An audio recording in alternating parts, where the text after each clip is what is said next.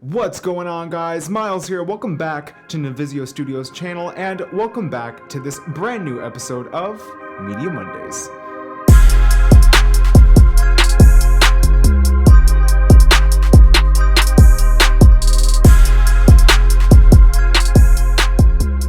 Now, let's cut right to the chase. Let's hop right into it. Red.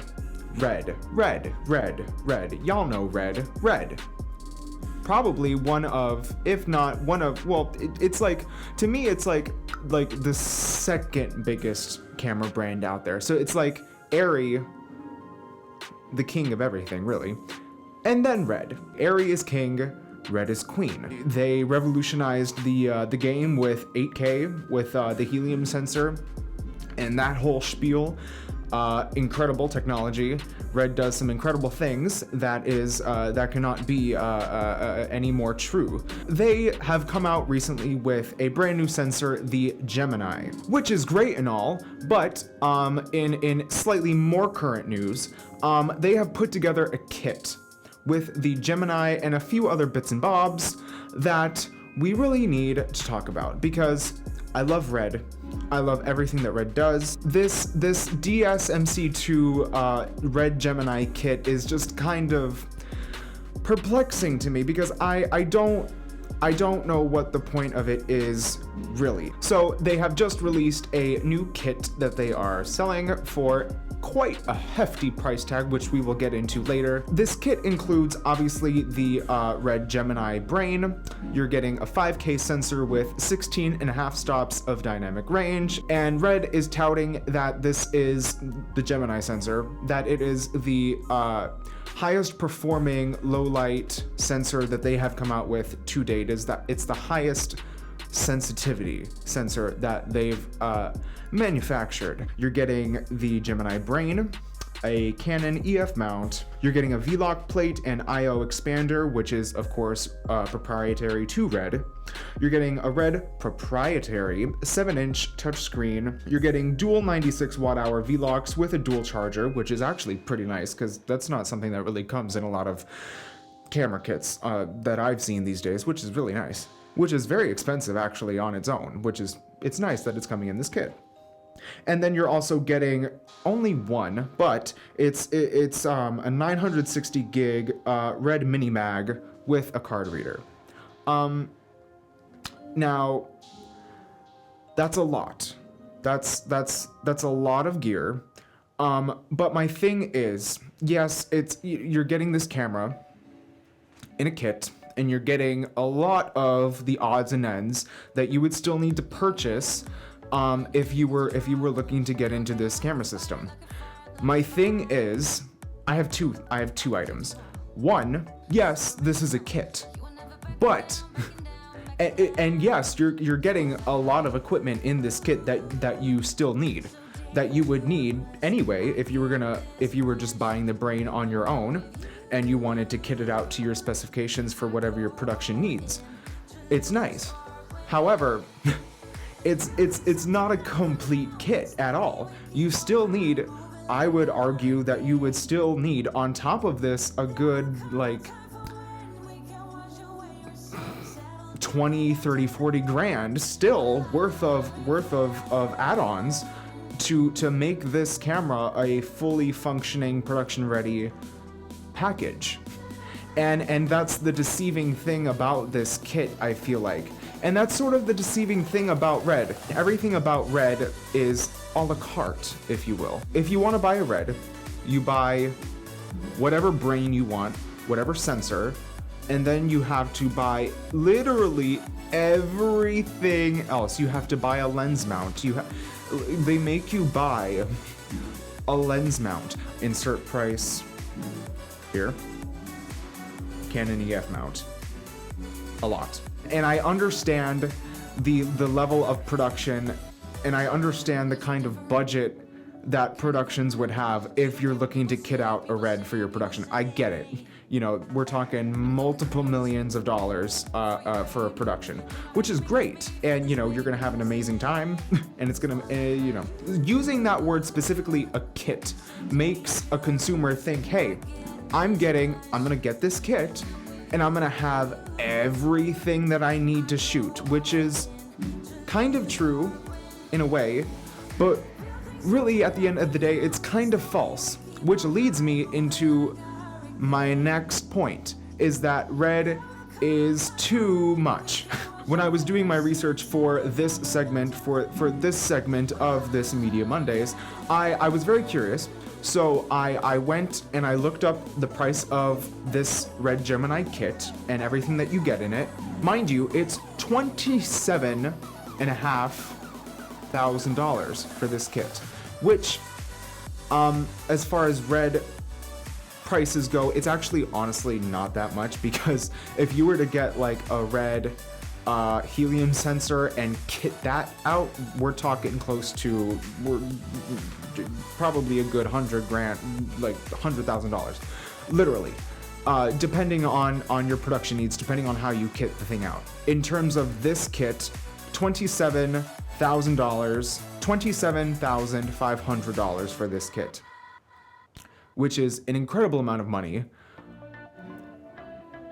Yeah. It's a lot. $27,000 for 5K. That's it. In doing my research, I got the kit price, and then I went and I made the kit manually. So if you wanted to get just the Gemini sensor, the Gemini brain, right?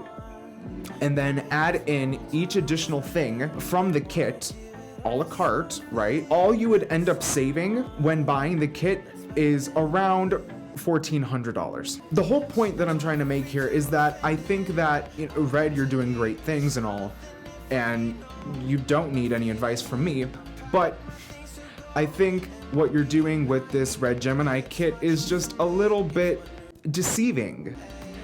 And yeah, that's the perfect word, deceiving. It's a little bit deceiving for customers who are coming and looking to buy into your ecosystem. Up next in other media news, let's talk about drones. I know, it's a very polarizing topic in the not as much like this year, but like definitely within the past 2 to 3 years. It's been a very polarizing topic in filmmaking news, in photography news, in technology news, but also the mainstream media as well.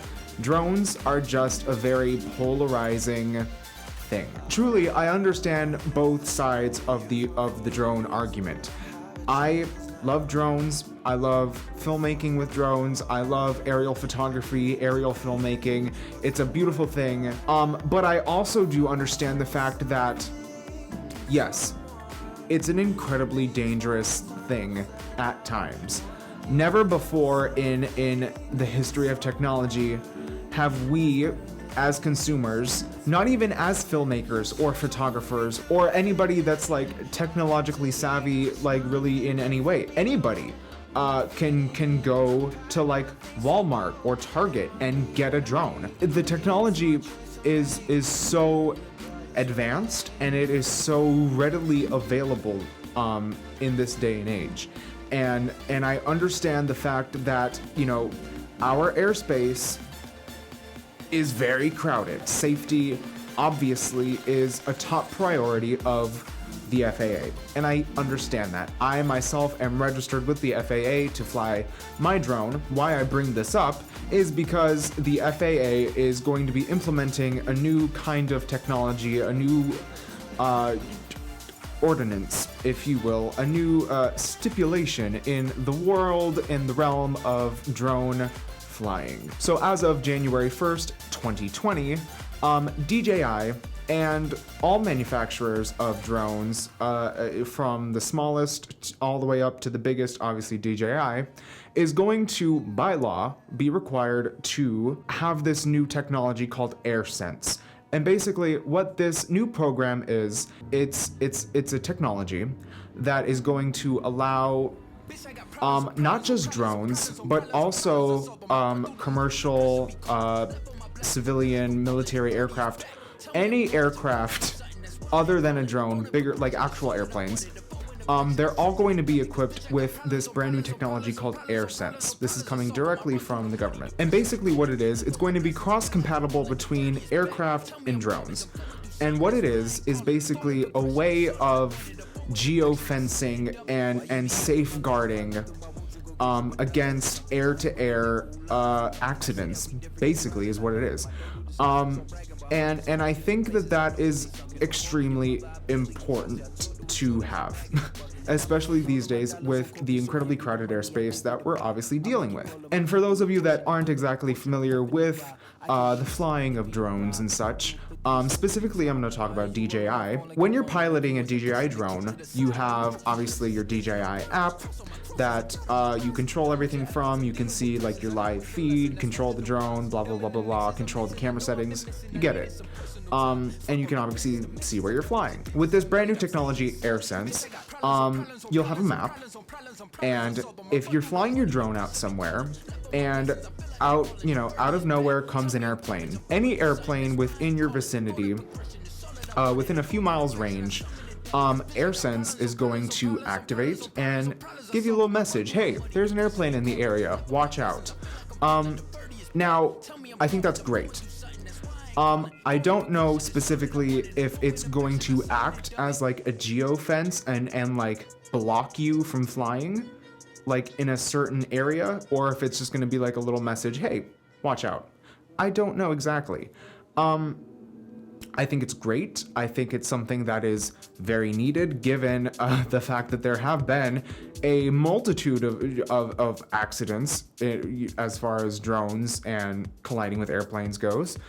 It's not good. It's just not good. I, for one, am pretty happy that this is a thing. All we have to do, this is for the people that don't know how to behave with their drones, and they give people like me, somebody who is registered with the FAA, and me being somebody that is responsible with my stuff. You know what I mean? I follow the laws, I follow the regulations. It's just the people that want to be idiots and crash into airplanes and fly over airports and this, that, and the other. You get it. Yeah, it's honestly not that difficult to behave with your drone. It's not. It truly isn't. So apparently it is though. So here comes the government implementing this new thing. Now we have just another layer of security as far as the flying of drones goes. I, for one, am for it as long as it's not like too intrusive. Like don't be crazy about it. And that's like the other hand. That's like the other side of the story. I can understand like people who say, hey, like, I don't think the government should be like all on us about all of this. Like, I get the argument, but at the same time, if you were to behave with it in the beginning, then we wouldn't be here. You know, I understand that drones, you know, it's a very polarizing topic, so leave down in the comments below if you've heard about this before and what your thoughts are on it. So to wrap up this third story on this Media Mondays here, let's talk about some lighting. So in recent lighting news within the media, Aputure, the most innovative and one of the most awesome brands in terms of lighting today. Aputure 120D Mark II blasted onto the scene not too long ago. Obviously, if you know anything about Aputure, you obviously know the 120D, the original Mark I, one of the most popular video lights out there today. Everybody from Peter McKinnon to Jenna Marbles to this, that, and the other YouTuber, everybody uses them. Everybody. And they're incredible for their price, they're incredible for what they do, and Aputure took the 120D, which is one of everybody's favorite lights, and they made it that much better. So we have the 120D Mark II. This is something that is incredibly exciting And incredibly exciting for me too, because I'll tell you why. I recently acquired a 3-light kit of 3 Aputure 120D Mark IIs, and literally just the other day. And it's something that is really going to change the filmmaking game for me in terms of my level of creativity, in terms of what I'm able to now do in terms of lighting. Going from 1 key light, which was of a lesser echelon, and now we're here with the 120s, with 3 of them, with this specific kit. So I'm gonna talk about it actually all on my channel, Miles Media. Go check out that video when that's coming out. Hey, 120D Mark II, incredible lights, incredible kit, incredible company. If you want to see the review on those lights, definitely hop over to my channel. I'll have the link right there. Miles Media, what's up? That's me. If you want to see that video, go check it out. I'm going to break down this entire kit, what you get. You get 3 lights, you get all sorts of stuff. You get lighting stands, you get barn doors, you get reflectors, you get all sorts of amazing goodness. And that is going to do it, everybody, for this episode of Media Mondays. I hope that you enjoyed just as much as I did making it. If you did, please do not forget to leave a like, comment, and subscribe to the Nivisio Studios channel for all of my future videos here. And as always, I'll see you in the next one.